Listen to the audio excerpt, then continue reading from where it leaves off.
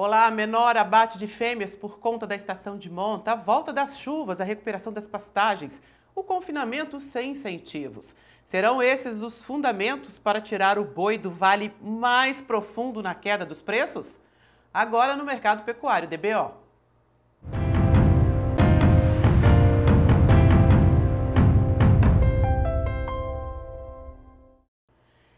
A estação de monta está aí. Nova temporada na pecuária vai contar com o menor número de fêmeas.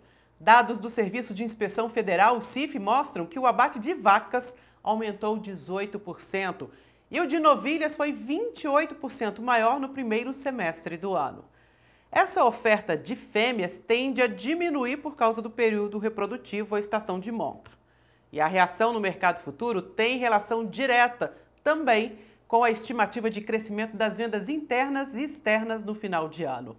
E também com uma possível redução aí da oferta dos animais prontos a partir de agora. Resta saber se isso vai virar realidade e chegar também ao mercado físico.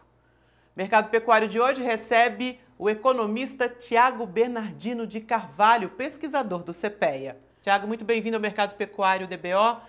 A gente já passou pelo pior momento agora em agosto. Como é que você vê o cenário?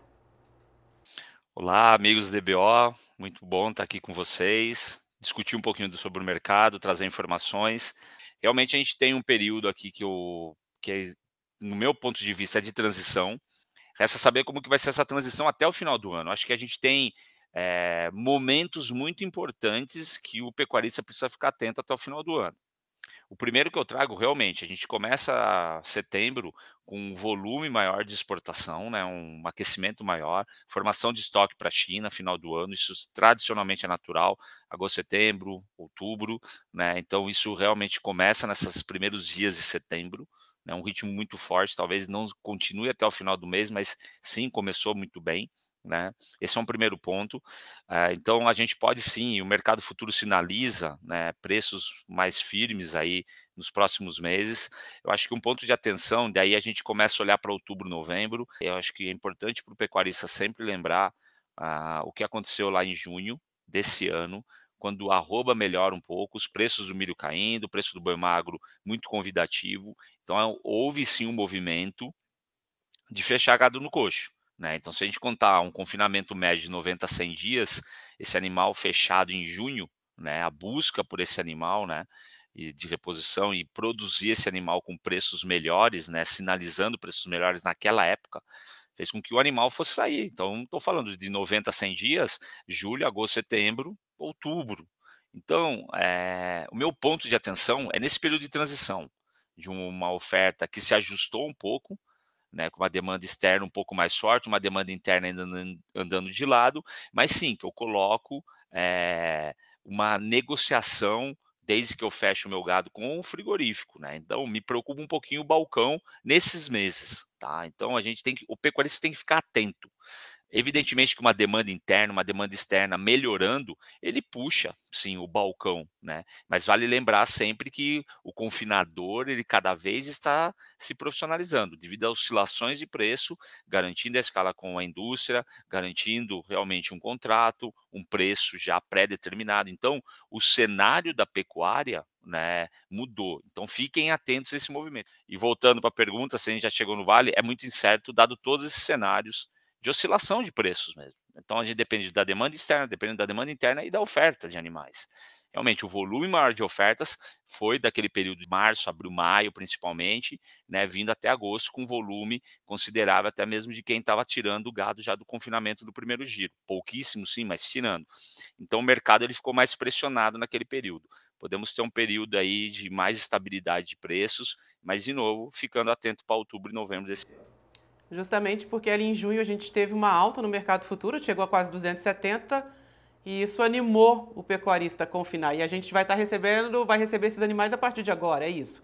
Então, atenção a esse movimento.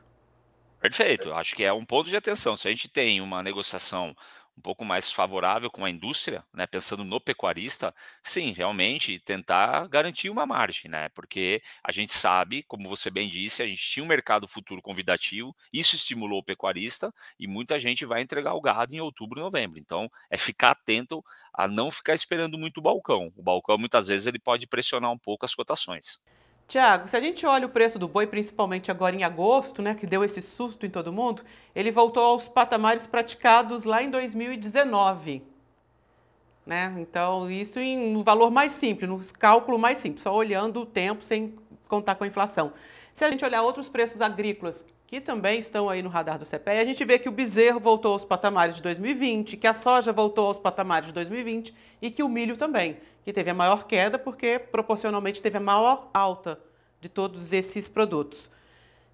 O que ajudou a fazer esse cenário de extrema alta e agora de extrema baixa? Pandemia, China, porque todos eles seguiram um mesmo caminho, né? Soja, milho, bezerro, boi. A gente teve sim a pandemia, vamos colocar 20, mas a gente já vinha com uma questão da China, né, que ela já tinha entrado, ela entra fortemente no mercado em 2019. Então, no meu ponto de vista, independente da pandemia, a gente ia ter uma corrida da China em termos de comprar o nosso produto: soja, milho, boi, carne de frango, carne suína. Né? Evidentemente, a pandemia ela trouxe um viés muito importante para todos os mercados, uma preocupação, em linhas gerais, o que ia acontecer e a busca, sim, por alimento, né? Estoques, etc. Então, realmente, a pandemia foi o auge, mas o movimento ele começa com a China, né? Então, realmente, a gente tem um cenário aí de uma demanda muito forte nesse período. A agropecuária, o agronegócio, as commodities, eles têm ciclos, né? E são muito voláteis. Né? Então, realmente, o preço da soja começa a subir, o preço do milho começa a subir, o preço do boi começa a subir. O produtor vai querer ganhar dinheiro. Muitas vezes o produtor que não investia muito começa a produzir mais, começa a investir, buscar melhores fatores de produção, genética, nutrição, sanidade. Então você tem uma busca aí por aumento de produção muito forte, e aí especificamente do boi, né?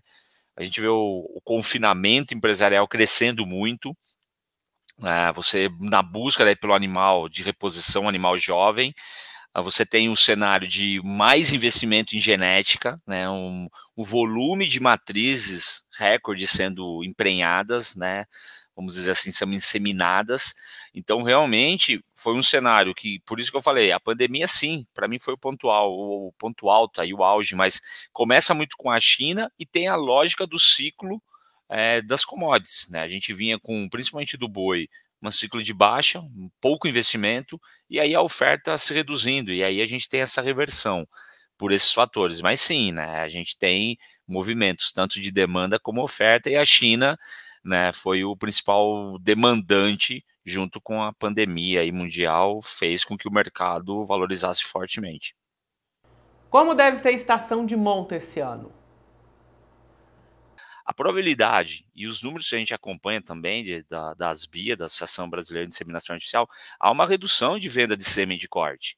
A probabilidade de eu ter uma redução, sim, e vai ocorrer, de inseminação, de matrizes, né, sendo inseminadas, vai cair. Aí vai ficar a dúvida: eu vou fazer a monta natural? Essa monta natural é com touro PO ou é um touro de boiada? Então a probabilidade de eu ter uma queda na prenhez é muito grande. E eu chegando no momento da prenhez, eu não tendo toque da vaca, eu realmente tendo uma vaca vazia, a probabilidade de eu mandar essa vaca para o gancho, para o abate, é muito grande na virada. Então é um momento muito importante da gente observar o que nós vamos fazer da pecuária. Aonde que eu quero estar na pecuária em 24, 25, 26? Ô, Thiago, primeiro tem que fechar a conta, concordo. O preço ele vai direcionar muita coisa para a gente, mas a gente tem que saber que realmente é um momento de mais oferta e a gente vai ter um momento de menos oferta, né, que pode coincidir com uma melhora no mercado internacional e brasileiro, principalmente final do ano que vem, 25, onde a gente pode ter um cenário mais interessante em termos de falta de animal e uma demanda maior. Então, é muito importante a gente ficar atento, porque a pecuária, como eu disse, a agricultura, ela é cíclica, tá? Muito toada por uma demanda ou uma oferta. Então, esse é o cenário, é isso que aconteceu, por isso que os preços voltaram a 2019 e realmente chegaram em patamares e menores aí dos últimos 5 anos aí, abaixo de R$ 200. Muito bem colocado, porque depende dos investimentos feitos agora que a gente vai colher a nossa safra 23 e 24, né? Não desacelerar essa produção. Não, é o efeito manada, né, sempre de qualquer segmento. Vão haver produtores realmente com dificuldades que não vão investir ou investir não da maneira correta e evidentemente a gente tem uma quebra de safra, possivelmente em alguns segmentos, não estou dizendo de todos, soja, milho, depois cana, laranja, boi, mas realmente a gente tem sempre um leque, né, de oferta, e aí eu tenho menos investimento e isso vai trazer sim, realmente ajustes e equilíbrios nos anos seguintes. Tiago, a gente recebeu aqui algumas perguntas e eu queria que você respondesse. Adriana Pinheiro quer saber, alguma previsão de retomada de alta da arroba do boi? Acredito que no mercado físico, né? Porque no futuro a gente já sentiu um alívio. O que você diz para Adriana? Como a gente vem dizendo, né, e é importante, metaforicamente, óbvio, mas tudo que sobe desce, tudo que desce sobe. A gente realmente chegou num nível bem baixo da arroba, um ajuste, então provavelmente a gente tem um impacto na produção. Então, assim, a tendência, como a gente falou, o mercado futuro ele dá assim uma melhorada. Eu acredito que a gente pode sim ter ainda oscilações de preço, tanto para cima como para baixo, mas um movimento mais firme de cotações no final, na virada do ano, tá? E realmente um outro ponto de atenção, abril, maio do ano que vem, com volume de vacas a mais, né? Muitas vezes não vacas vazias, não prens, que sendo descartadas, então a gente pode ter uma oscilação um pouco menor, mas nesse curto prazo ainda oscilação, o mercado buscando equilíbrio, com uma tendência de alta aí, principalmente no final do ano, virada do ano. Falando sobre o final de ano, Ticiano Menezes. Mercado do boi mostrou uma leve reação essa semana. Isso continua até dezembro?